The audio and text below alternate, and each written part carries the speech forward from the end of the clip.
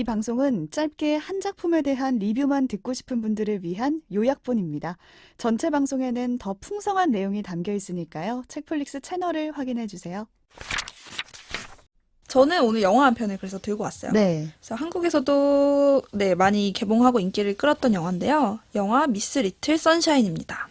처음 들어요. 이 영화 안 보셨나요? 영업할 만 나겠네. 덕피디님은 보셨나요? 네, 봤습니다. 네, 이 영화 자신 있게 영업합니다. 네, 재미있는 영화 한 편 소개를 드릴게요. 일단 줄거리를 먼저 조금 이야기를 해보려고 해요. 네. 이 영화도 약간의 가계도가 필요해요. 인물을 수는 거의 반의 반 정도 되는데 훨씬 적습니다. 한 네. 가족의 10명은 이야기예요. 아니야. 한 3대긴 한데 이 미스리티 선샤인의 주인공은 후보가의 이야기예요. 후보 가족이에요. 성이 후보예요.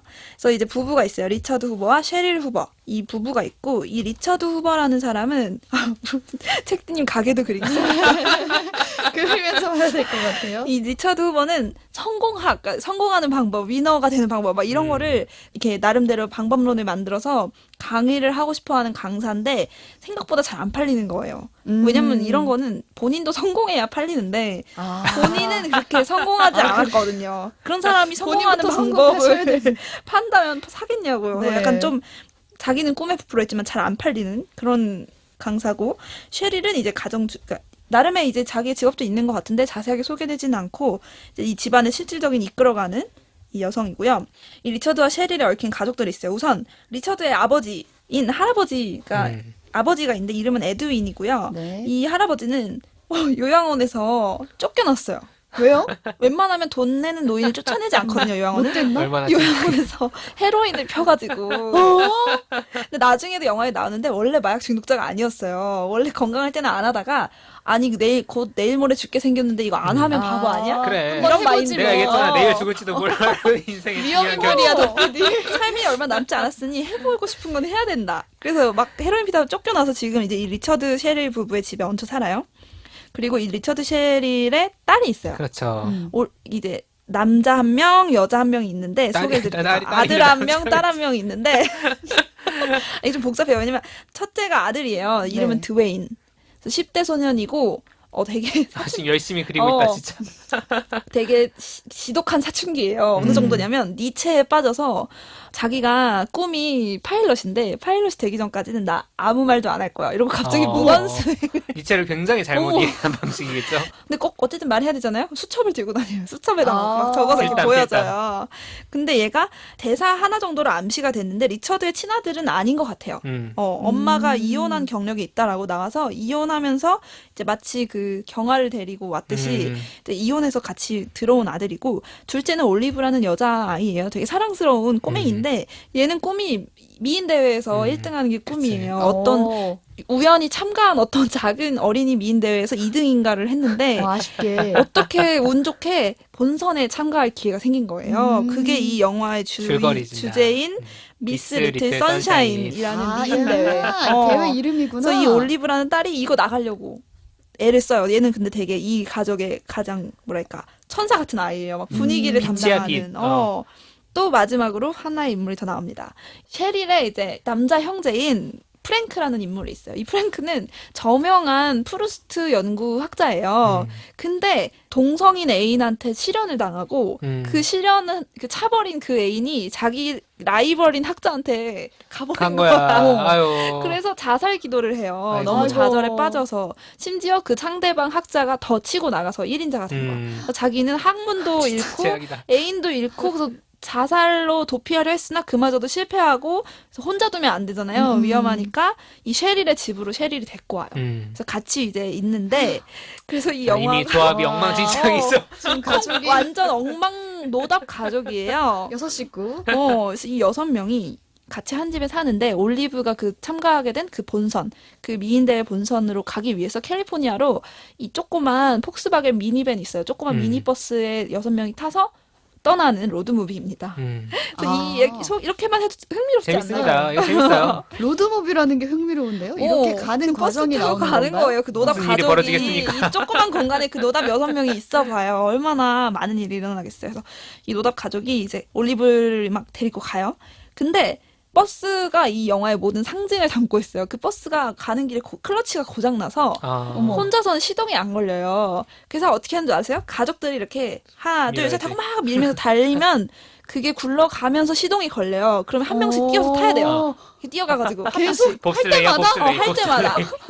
멈추면 안 근데 되네. 평시에서는 시동이 안 걸리는 거야. 그런 밴을 멈추지 차인 마라. 거예요. 그래서 계속 뛰는 게 나와요. 뛰어서 이게 애기부터 태우고 그래서 그렇지. 막 타고 다녀요. 어. 그렇게 사는데 중간중간에 이 가족들마다 이 사연이 이제 하나씩 그래. 나오는 거예요. 이 한 명 음. 한 명의 그 캐릭터들이 있는데 각자의 꿈이 막 좌절되기도 하고 예를 들면 이 성공학을 팔고 싶어하는 이 강사인 아버지는 출판 계약을 계속해서 하려고 하는데 계속 안 되는 부분이 계속 될 듯 될 듯 안 되는 장면들이 나오고 이 드웨인 이 10대 소년 네. 파일럿 될 때까지 말 안 하겠다고 했잖아요. 근데 중간에 어떤 이유로 파일럿의 꿈이 좌절되려고 하는 거예요. 비행기를 탈 수 없게 되는 상황들이 오. 생기는 거예요. 그래서 막 갑자기 얘 말을 해요. 욕을 해요. 말문이 막 트여. 근데 그때 이제 가족들이 그때마다 어떠한 방식으로 나름의 위로를 전하는데 그게 뭐 되게 따뜻해요. 따뜻하지. 그냥 잘 될 거야. 뭐 넌 할 수 있어. 이런 차원의 위로가 아니라 그냥 그 옆에 같이 있어주고 그 다음에 그 사람의 마음을 어루만져주는 그런 위로들을 건넵니다. 그러면서 이제 힘든 정말 우여곡절이 많아요. 그 우여곡절의 최고봉은 말씀드리지 않을게요. 네, 보셔야 됩니다. 충격적인 어떤 사건이 벌어지면서 가족들이 이제 이 영화가 절정을 향해 달려가요. 그래서 이 미인대를 못 갈 듯 하다 결국에는 갑니다. 참관하는데 그마저도 쉽지가 않은 거예요. 그래. 그 미인대회도 엉망으로 정말 흘러가고요. 이 가족들이 그 엉망의 가운데서 서로 하나가 돼요. 그러니까 서로를 정말 가족으로. 내가 네 곁에 있을게라는 서로의 메시지를 확인하게 됩니다. 그래서 그 과정이 클라이막스로 이 영화가 마무리가 되는데 사실은 이 시선으로부터 나오는 이 열 몇 명의 인물들 한 명 한 명을 놓고 보면 이렇게 따뜻한 어떤 그림으로 그려지지만 각자의 사연들이 있고 다 고민들이 있지. 있고 맞아요. 갈등도 있고 극단적으로는 이제 염산 테러와 같은 큰 상처를 입은 인물들도 포함되어 있어요. 근데 우리 삶이 약간 상처가 없는 삶 없듯이 뭔가 항상 우리는 변수를 겪고 삶이 어렵게만 풀리는 것 같은데 그때 마치 우리 시선의 가족들이 파도의 거품이죠. 거품을 할머니 제사상에 놓고 훌라춤을 연습해서 할머니를 위해 추었듯이 서로서로 각자의 방식으로 이렇게 한 조각씩 위로를 해줄 수 있는 존재가 아닌가. 그러니까 내가 너와 피를 나눠서 가족이 아니고 내가 변수를 만나고 상처 입었을 때 나한테 이게 작은 위로를 같이 해줄 수 있는 사람들이 진정한 의미의 가족이 아닐까. 저는 이 영화를 보면서 좀 그런 걸 느꼈거든요. 그래서 이 미인 대회와 이 모든 과정은 힘들고 이 사람들 꿈은 결국 성취된 게 하나도 없어요. 근데 그래도 끝났을 때 웃고 있어요, 다. 이 가족들이. 함께 웃고 있고 저도 웃고 있었어요. 맞아요. 이거 되게 보면 기분 좋아. 감동적이에요. 나는 이분들이 어떻게 돌아올까 또 이 생각이 들어요. 열심히 저는- 뛰어요, 마지막까지. 이 차는 고쳐지지, 제가 스포드릴게요. 이 차는 고쳐지지 않습니다. 그래서 참 슬플 수 있는 일, 충격적인 일들도 일어나지만 이 가족들은 끝끝내는 어쨌든 함께 웃으면서 어쨌든 새로운 삶을 계속해서 살아나갈 힘을 얻는 거. 자동차가 진짜 의미가 있네요. 그러니까 그렇죠. 함께 밀지 않으면 앞으로 나아가지 않는다는 다 같이 거잖아요. 안 밀면 혼자서는 움직일 수 없는 이 밴 자체가 이게 한 가족을 좀 상징하는 것 상징하는 같았어요. 거죠. 어떤 한 사람의 희생, 한 사람의 일방적인 노력으로는 가족이 잘 꾸려지고 이렇게 관계를 이어나갈 수 없다는 것도 반대로 보여주는 것 같아요. 모두 노력해야 됩니다. 그래서 저도 이 여행을 보는데 노답이거든요. 노답 가족인데 되게 같이 여행하는 기분이 들면서 좀 따뜻해지는 영화였어서 이 시선으로부터라는 작품을 재밌게 보셨던 분이면 이 영화도 같이 보시면 비슷한 감각이지만 다른 또 재밌는 이야기를 보실 맞아요. 수 있을 것 같습니다. 그래서 영화 미스 리틀 선샤인. 음. 영어로는 또 달라요. 리틀 미스 선샤인이에요. 왜 바꿨는지 아, 몰라요, 그래요? 저도. 아무튼 미스 리틀 선샤인 한번 권해드립니다. 네. 오늘도 영어로 된 제목 찾아보고 꼭 오셨네요. 찾아보거든요. 네. 궁금해서. 이게 그렇습니다. 넷플릭스는 없고 왓챠에 왓챠에 있습니다. 있습니다. 왓챠 결제하십시오. 아, 우리는 여러분, 이제 네. 오늘은 책차, 네. 책차인 걸로. 책차. 책차. 네. 책플릭스.